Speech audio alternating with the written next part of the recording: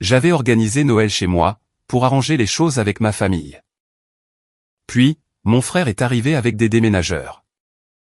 Mon père m'a tendu des papiers de garde-meubles, et ma mère a dit: ton chez-toi est plus logique pour lui.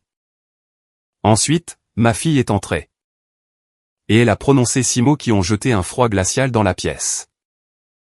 Je m'appelle Marcus, j'ai 33 ans, je suis chef de projet dans une entreprise de génie civil. Et père célibataire. Et cette maison, qu'ils étaient venus s'approprier, était la seule raison pour laquelle j'avais encore ma fille. Laissez-moi vous raconter ce 25 décembre. Le matin de Noël a commencé à 6h14. Lily m'a réveillé en se tenant à côté de mon lit, soufflant sur mon visage jusqu'à ce que j'ouvre les yeux, ce qui est sa méthode. Elle a toujours été depuis qu'elle a 4 ans. Elle en a 7, aujourd'hui. Elle portait le pyjama avec des rennes, que je lui avais acheté en octobre. Parce qu'elle l'avait vu sur un présentoir chez Target, et l'avait touché à 2 mains. Comme s'il était fait d'une matière précieuse. Elle ne l'avait pas réclamé. Elle était juste restée là, à tenir la manche entre 2 doigts. Je l'ai acheté le lendemain, et je l'ai caché dans mon placard pendant 2 mois. C'est le genre de choses que je remarque chez elle. Les petites choses. Les choses silencieuses. Ces choses qu'elle désire mais ne dit pas à voix haute, parce que, quelque part en cours de route, elle a appris que vouloir les choses à voix haute ne fonctionne pas toujours. Elle était assise à la table de la cuisine, en train d'écrire, quand j'ai lancé le café. Pas en train de dessiner, d'écrire. Elle avait ce petit carnet, avec une couverture violette, reliée par des spirales. Une chose qu'elle transportait partout avec elle depuis environ le mois d'août. J'avais toujours supposé que c'était des dessins, des trucs d'enfants, des chevaux, des étoiles. Et des maisons de travers avec des cheminées. Je ne l'avais jamais ouvert, et je n'avais jamais posé de questions. Elle le gardait dans son sac à dos, le sortait au restaurant, le laissait sur sa table de nuit. Je me disais que c'était son truc à elle, et que je devais la laisser tranquille avec ça. J'aurais dû l'ouvrir. La dinde avait été préparée la veille au soir, une volaille de plus de 6 kilos. Je l'avais fait saumurer moi-même. En utilisant une recette trouvée sur YouTube à 1h du matin. Parce que je voulais que ce dîner soit parfait. J'avais mis la table pour 7 personnes. J'avais acheté des assiettes assorties chez HomeGood, 3 semaines plus tôt. Parce que celles que j'avais étaient dépareillées et ébréchées. Et que ma mère remarque ce genre de détails. Elle catalogue les imperfections, les archive, et les ressort plus tard comme preuve. C'est ce qui la rend si douée, pour ce qu'elle a fini par nous faire. Mais j'anticipe. La cuisine sentait le romarin et le beurre. La cafetière gargouillait.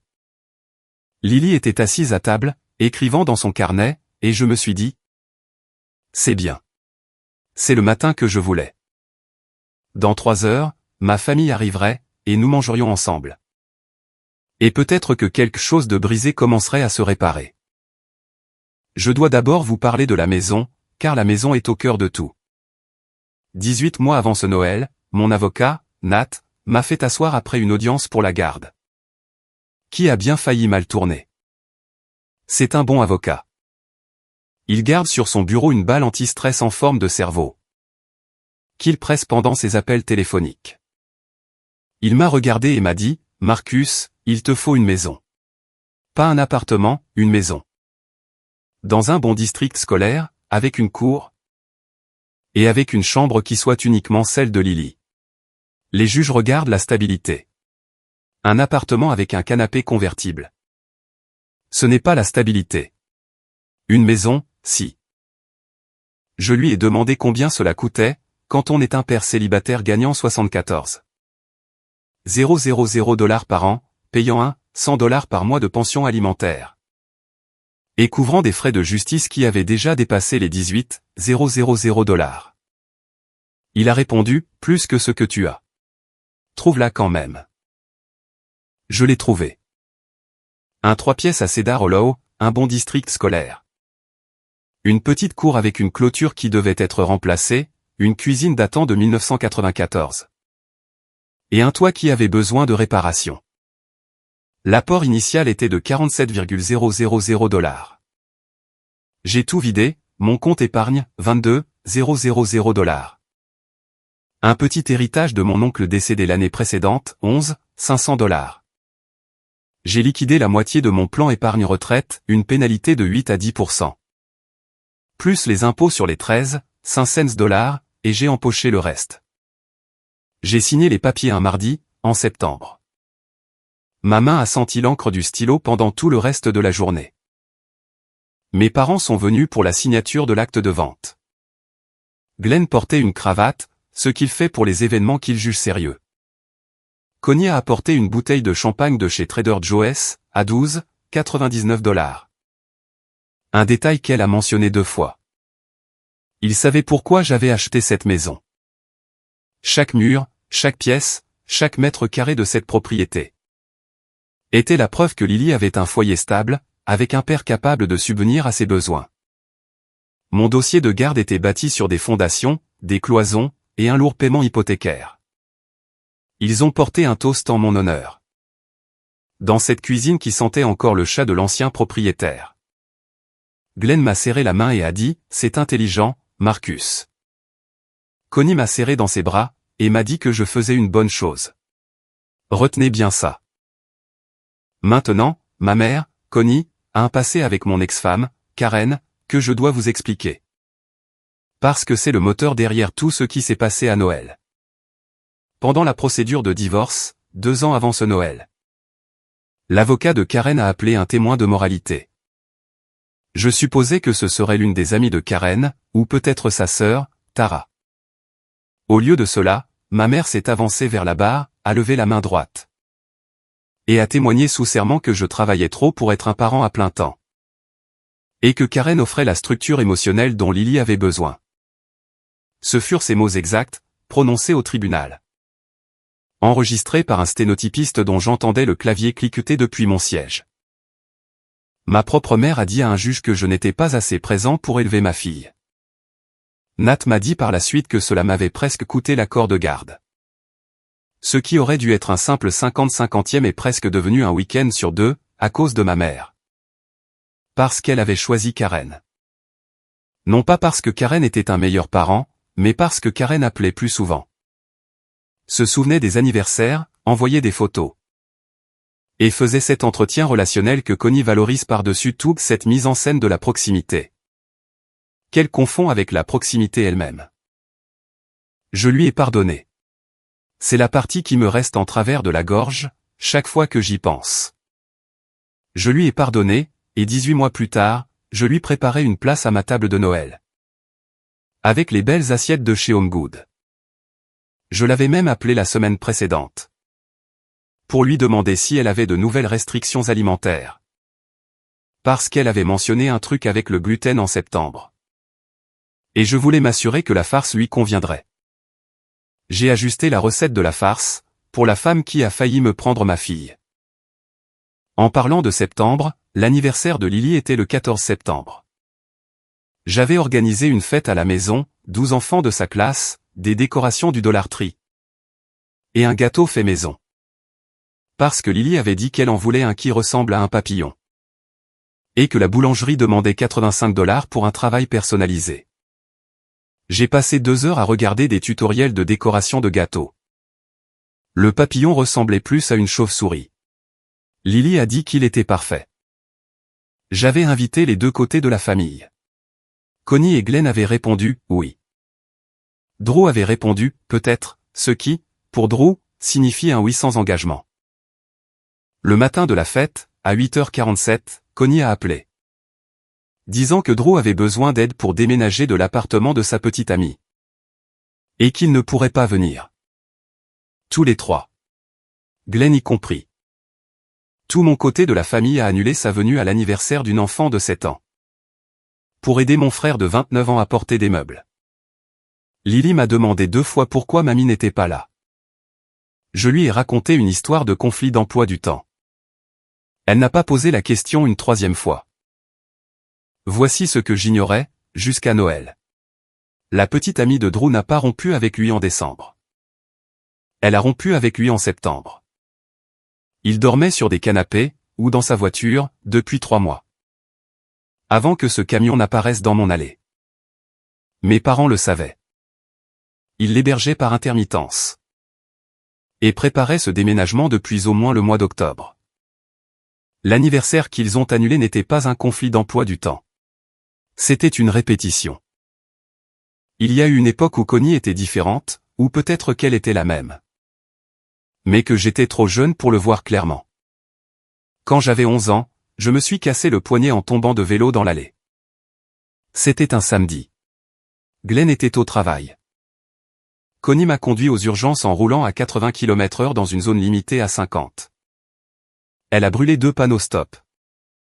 Et elle m'a tenu la main dans la salle d'attente pendant 4 heures. Elle n'a pas regardé son téléphone. Elle n'est pas partie chercher du café. Elle est restée assise là, sur une chaise en plastique. Et m'a raconté la fois où elle s'était elle-même cassé le bras en faisant du patin à roulettes en 1979. Et comment son plâtre la grattait tellement. Qu'elle y avait glissé une baguette chinoise qui était restée coincée. Elle m'a fait rire malgré la douleur. Je me souviens des néons qui bourdonnaient au-dessus de nous, de l'odeur d'antiseptique. Et de la main de ma mère, chaude et rassurante. C'est cette même femme qui a coordonné une attaque pour obtenir la garde, autour du repas de Noël. Je garde ces 2 versions d'elle dans ma tête, en même temps, et aucune des 2 n'annule l'autre. La famille a commencé à arriver vers midi. Glenn en premier, portant un sac de course en papier avec une bouteille de vin rouge. Et une pochette cartonnée glissée sous le bras. Le dossier était épais. Je l'ai remarqué, mais je n'y ai pas prêté plus d'attention. Parce que les gens apportent toutes sortes de choses à Noël. Les dossiers n'ont rien d'inhabituel. C'était peut-être des papiers pour quelque chose de banal. Connie est entrée derrière lui, portant 3 sacs à dos. Dont un magnifiquement emballé dans du papier argenté, avec le nom de Lily écrit sur l'étiquette. De la main de Connie. Drew est arrivé en dernier, mon frère, 29 ans, entre 2 emplois, entre 2 appartements. Entre tout en fait, et ce, perpétuellement depuis qu'il a 22 ans. Sauf qu'il n'est pas arrivé en voiture.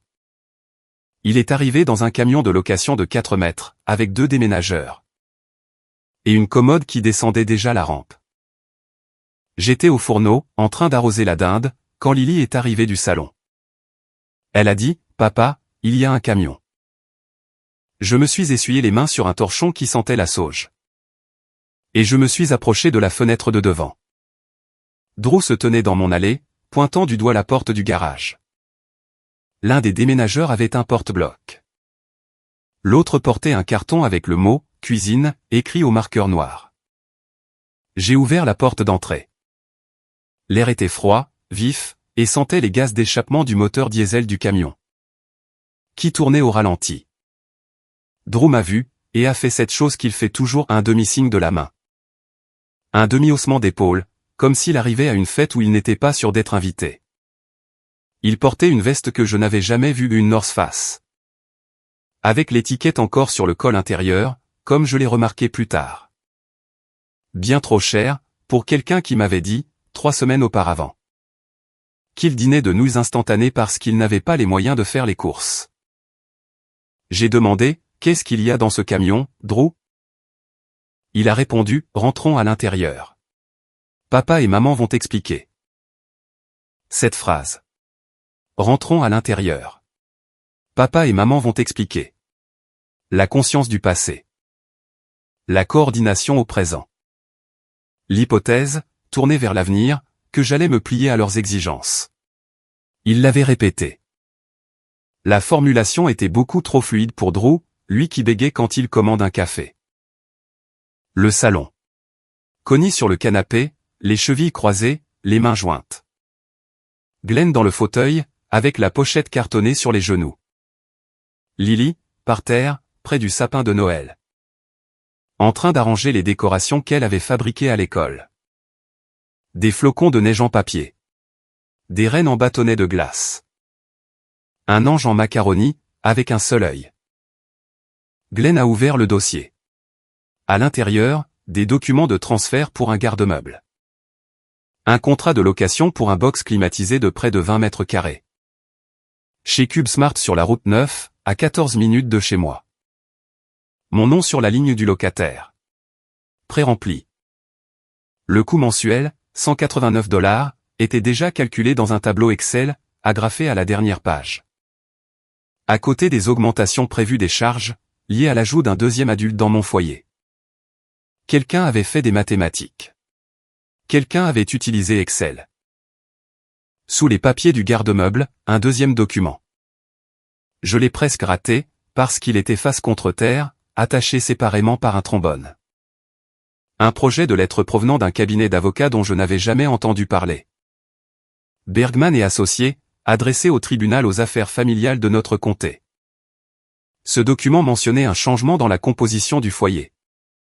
Comme motif pour une révision d'urgence de la garde. La lettre était datée du 8 décembre, soit 17 jours avant Noël. Mon père avait cette lettre entre les mains. Bien avant de répondre « oui » à mon invitation à dîner.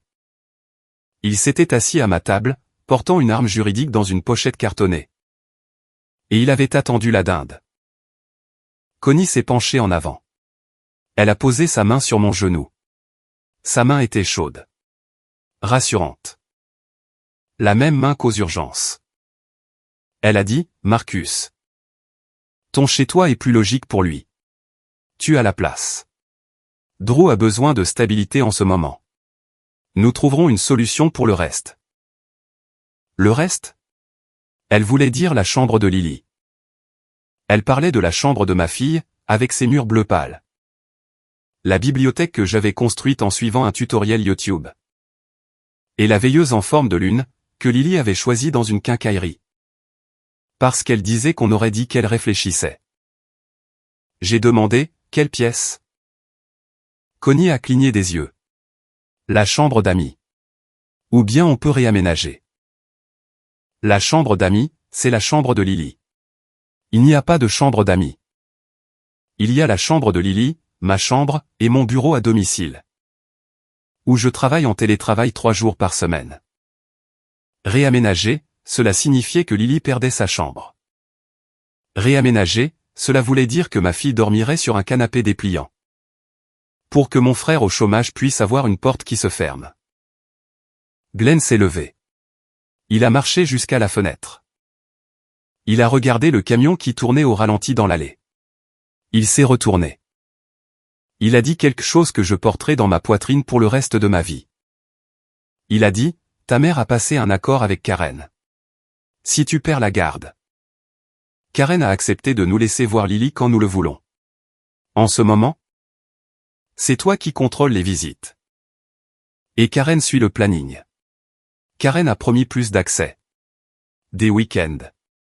Des vacances. Des soirées pyjama. Il l'a dit comme un homme expliquant une option de refinancement bancaire. Calme. Sans aucune inflexion.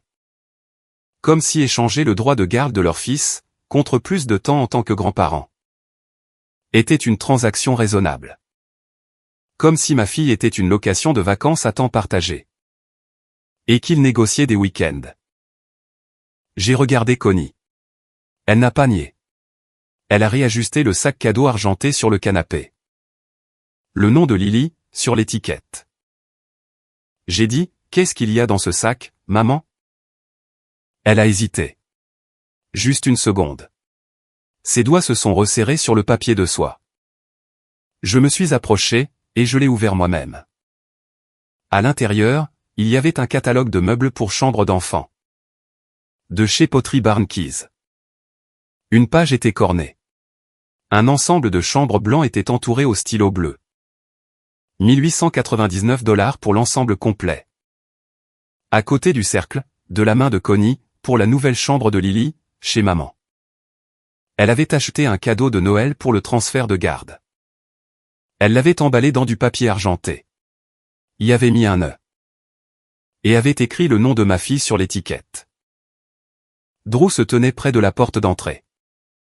Il a sorti un morceau de papier plié, de la poche de sa veste.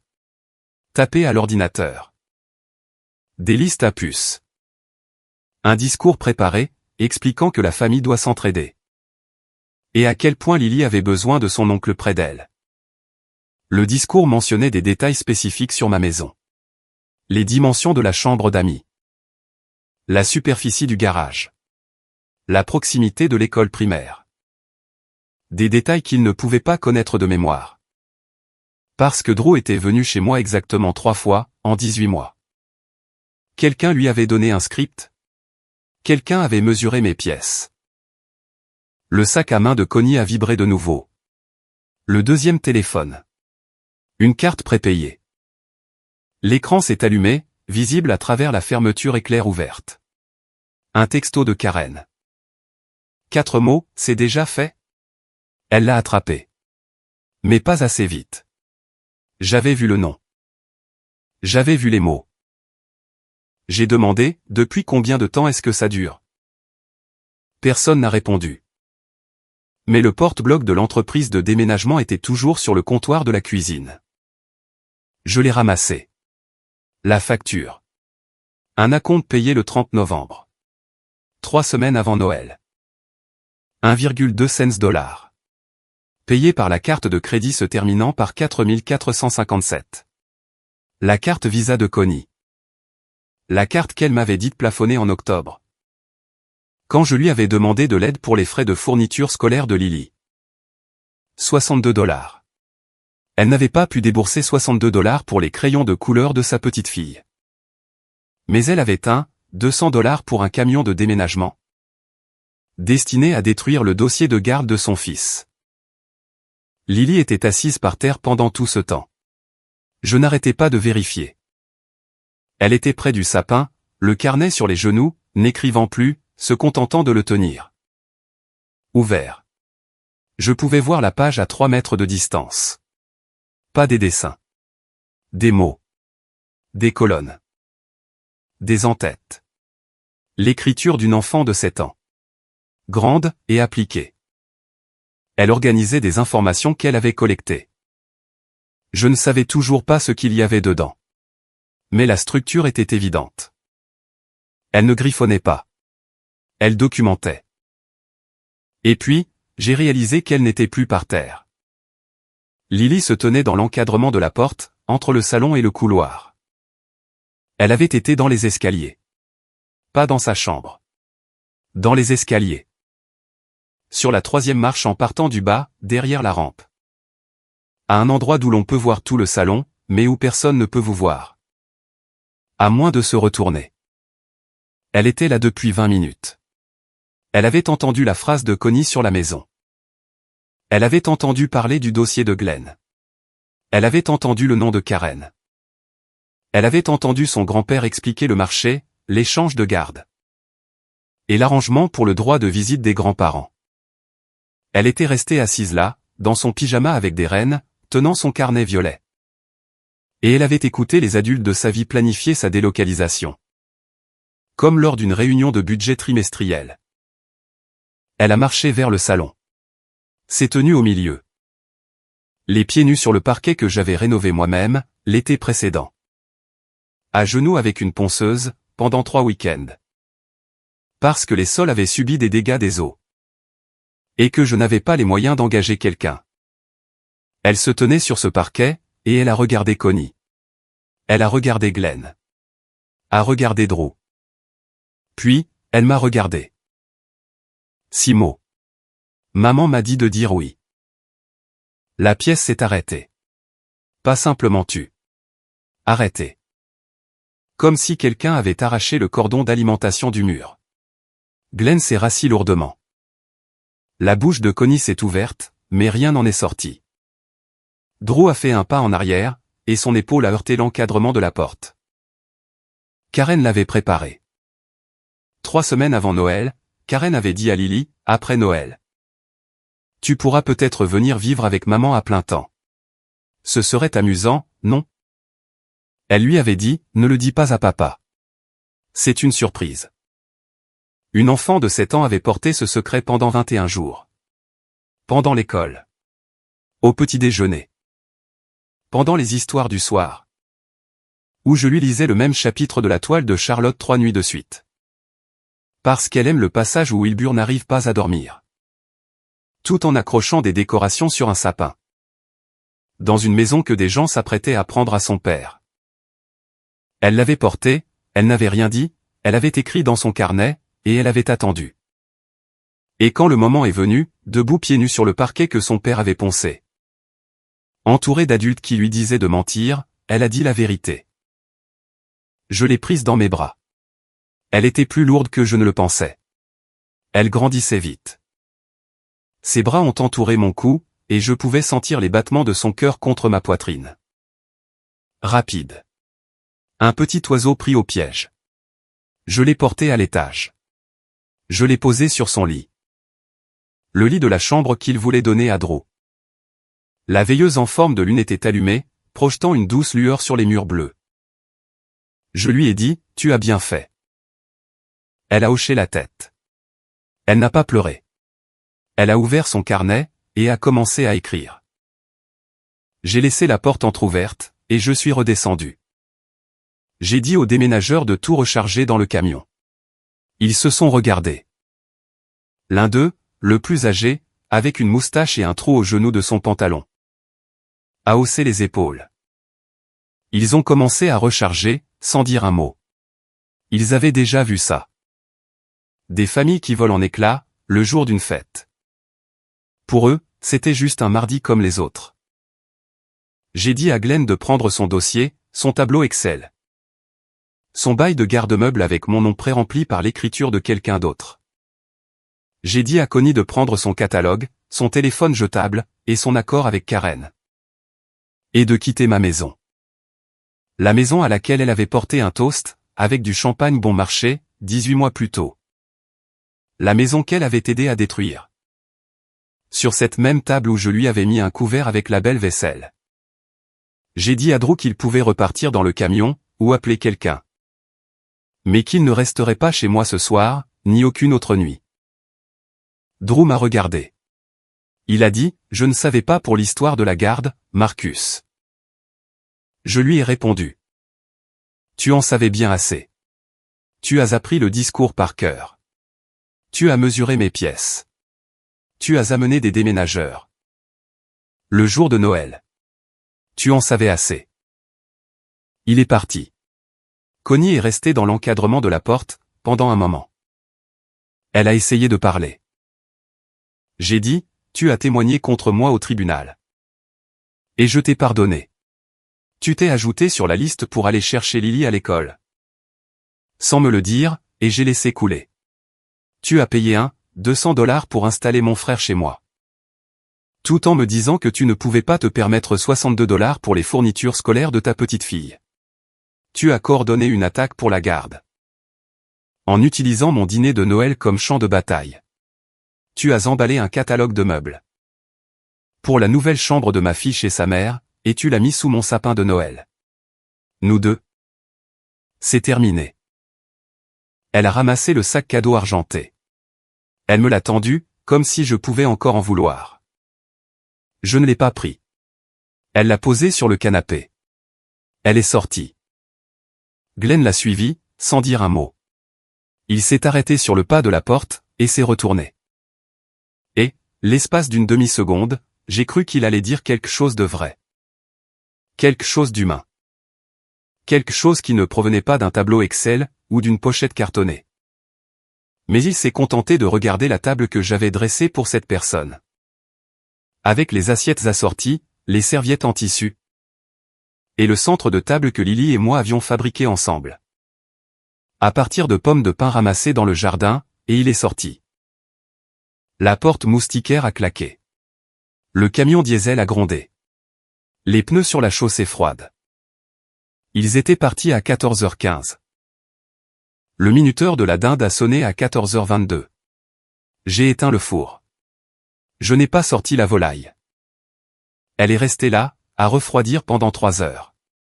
Je me suis assis à la table de la cuisine. Une table dressée pour 7-6 chaises vides. L'odeur du romarin, et de quelque chose de brûlé, parce que j'avais oublié les petits pains. Qui n'étaient plus que des disques noirs dans un moule à muffins. Que j'avais également acheté neuf pour l'occasion. Le pyjama avec des rennes de Lily était en boule dans l'escalier. Là où elle l'avait laissé tomber le matin même, quand elle était encore excitée. Quand c'était encore censé être le Noël qui arrangerait les choses. Je suis resté assis là, jusqu'à ce que le café devienne froid. Ensuite, je l'ai jeté, je m'en suis préparé une nouvelle tasse, et je ne l'ai pas bu non plus. Vers 17 heures, Lily est descendue. Elle s'est tenue dans l'encadrement de la porte de la cuisine, et elle a regardé la table. Toute cette nourriture. Les chaises vides. Elle a dit, on peut manger des céréales? J'ai répondu, ouais. Nous avons mangé des céréales. Des Cheerios. À une table dressée pour un dîner de Noël que personne n'a mangé. Elle a mis son bol dans l'évier quand elle a eu fini, et elle est remontée à l'étage. Sans rien dire de ce qui s'était passé. Cette nuit-là, je suis resté allongé dans mon lit. À fixer le plafond et à écouter la maison travailler. Les tuyaux qui cliquettent. La chaudière qui se relance.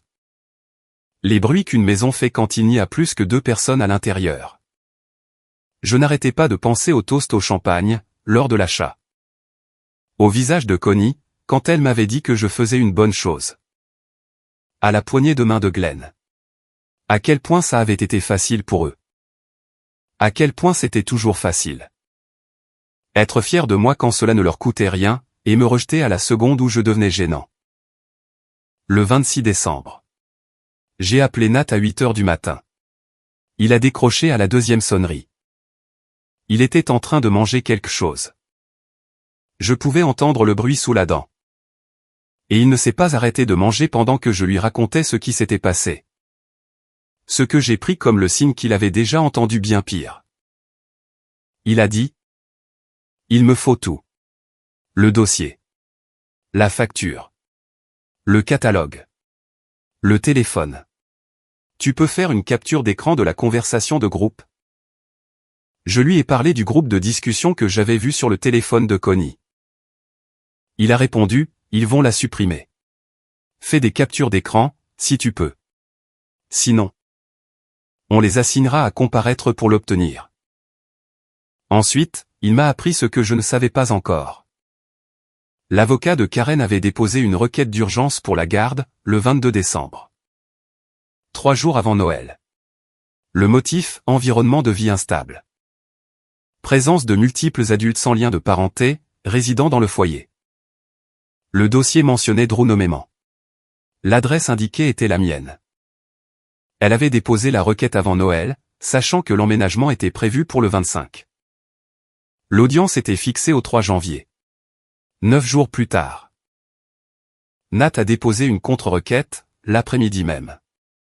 Il y a joint le bail du garde-meuble. Le brouillon de la lettre d'avocat, tiré du dossier de Glenn, daté du 8 décembre. La facture du déménagement, payée avec la carte plafonnée de Connie. La liste des personnes autorisées à l'école, modifiée depuis octobre. Le catalogue Pottery Barn, avec l'écriture de Connie.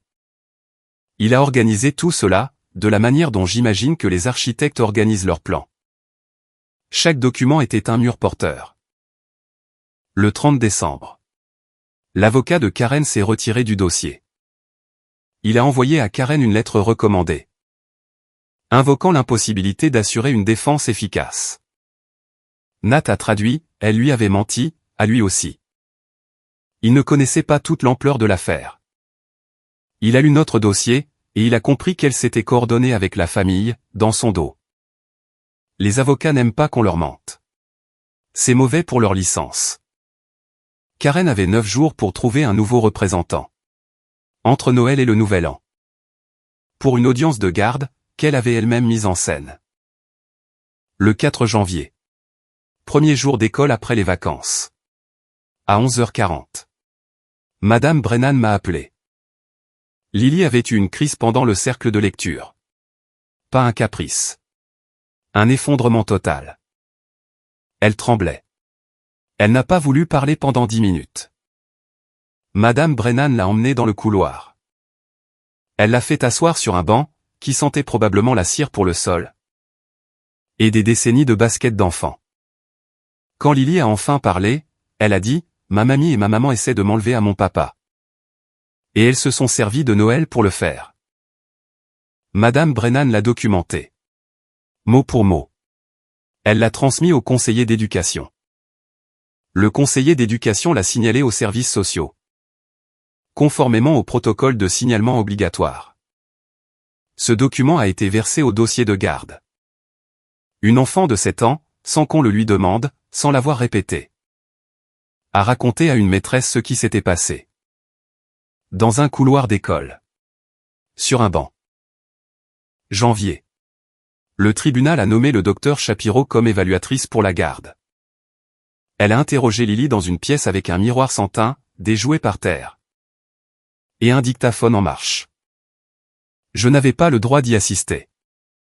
Nat m'a parlé du rapport préliminaire, 2 semaines plus tard. Les conclusions du docteur Shapiro. Lily démontre une préférence claire et constante pour le foyer paternel. Et présente des signes de conditionnement émotionnel, ainsi qu'un conflit de loyauté, imposé par la mère et la famille élargie du côté maternel. Le rapport notait que Lily possède des souvenirs inhabituellement détaillés des conversations d'adultes, suggérant une exposition prolongée au stress lié à la garde, et le développement d'un mécanisme d'adaptation par la documentation. Le docteur Shapiro avait vu le carnet. Le rapport ne recommandait pas de réduire ma garde. Il recommandait de l'augmenter. Ils avaient essayé de me prendre ma fille.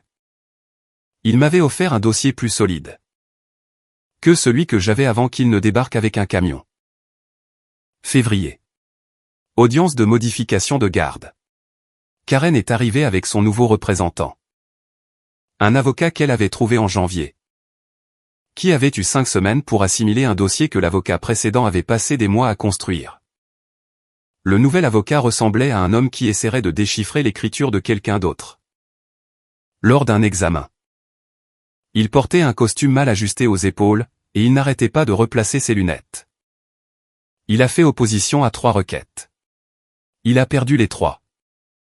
Karen était assise à côté de lui, dans un blazer bleu qu'elle avait probablement acheté pour l'audience.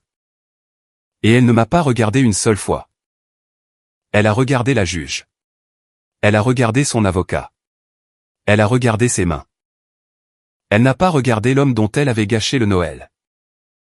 La juge a tout examiné. La chronologie des dépôts de dossiers. La requête du 22 décembre, déposée avant l'emménagement de Noël, établissant la préméditation. Le conditionnement d'une mineure. La conversation de groupe, obtenue sur injonction auprès de l'opérateur téléphonique, qui prouvait 6 semaines de coordination entre Karen, Connie, Glenn et Drew. Avec des messages incluant cette suggestion de Karen, faites-le à Noël. Parce qu'il ne fera pas de scandale devant Lily.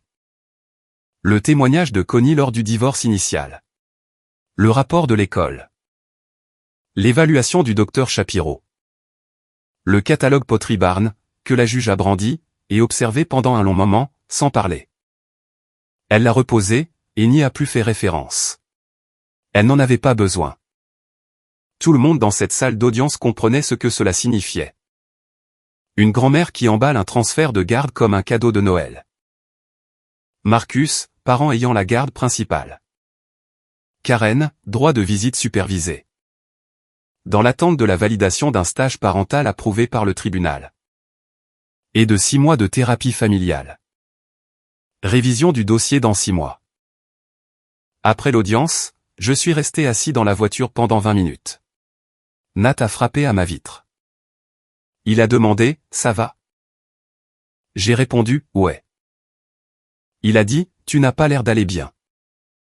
J'ai dit, j'assimile. Il a hoché la tête.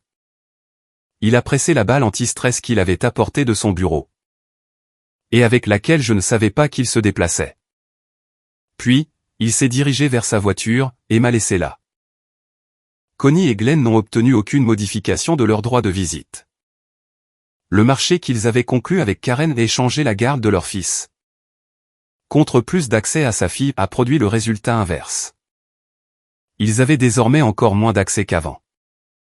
Karen ne pouvait plus leur accorder de week-end. Parce Karen n'avait plus l'autorité pour accorder quoi que ce soit qui ne soit pas supervisé. Drew m'a appelé une fois. À la mi-janvier. Il m'a dit qu'il ignorait sincèrement tout de la dimension liée à la garde. Il a dit que Connie lui avait dit que s'il ne participait pas à Noël, Il lui couperait les vivres.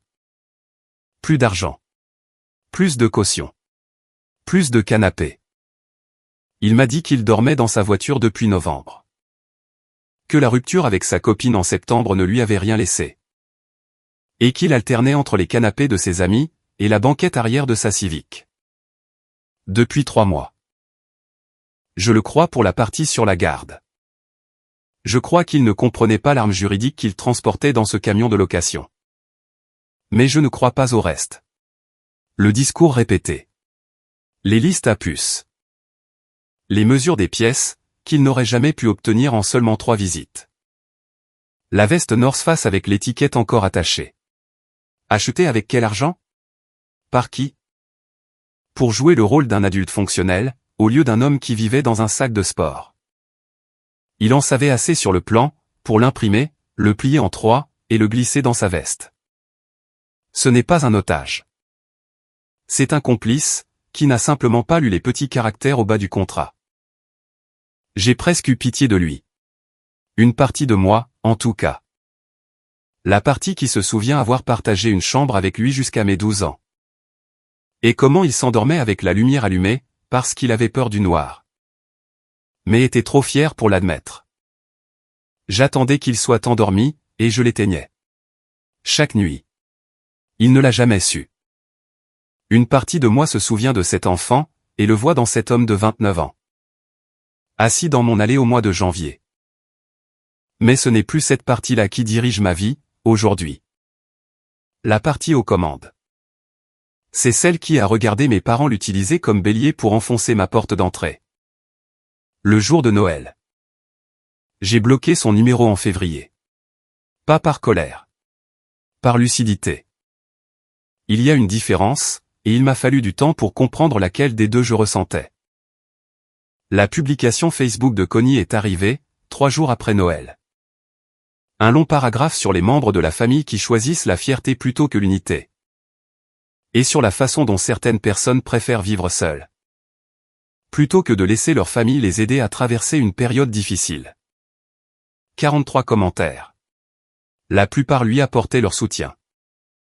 Jusqu'à ce que ma voisine, Linda, commente. Est-ce qu'il s'agit de votre fils, Marcus? Parce que j'ai vu une femme photographier sa maison.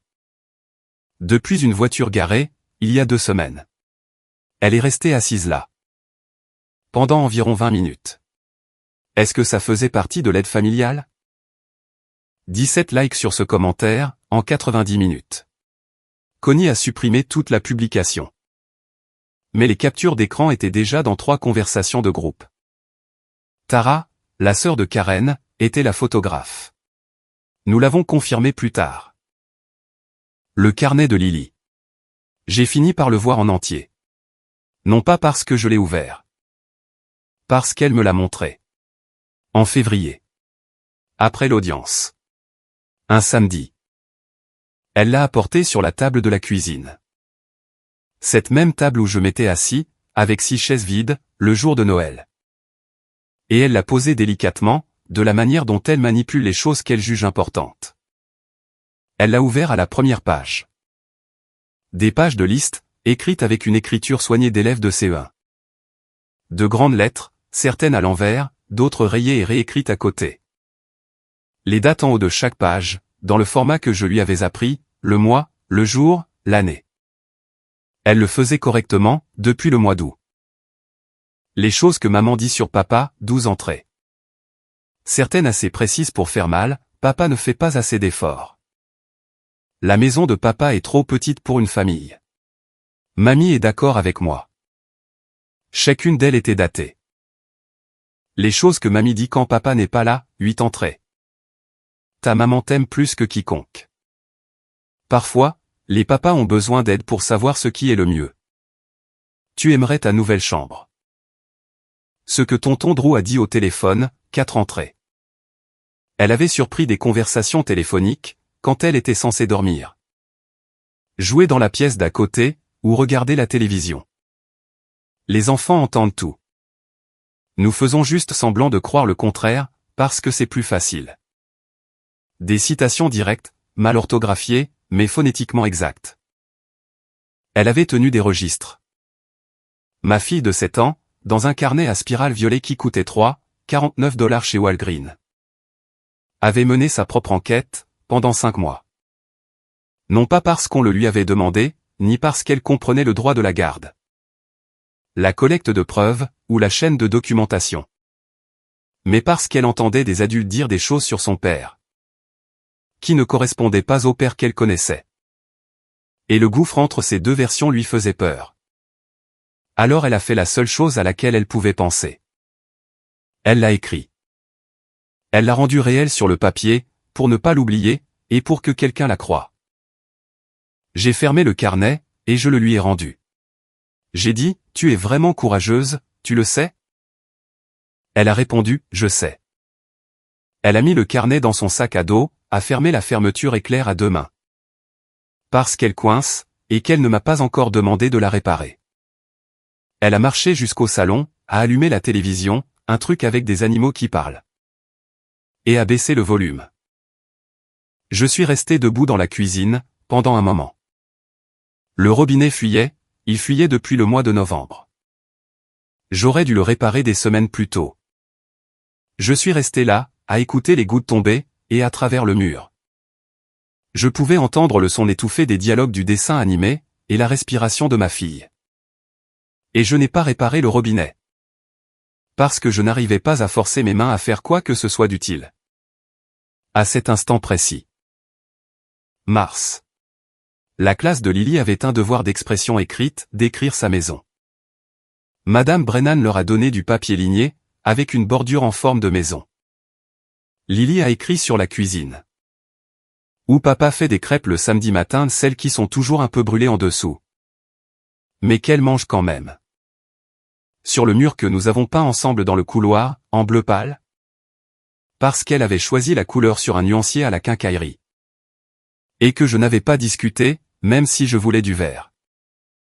Sur la véranda, où nous nous asseyons après le dîner quand il fait assez chaud.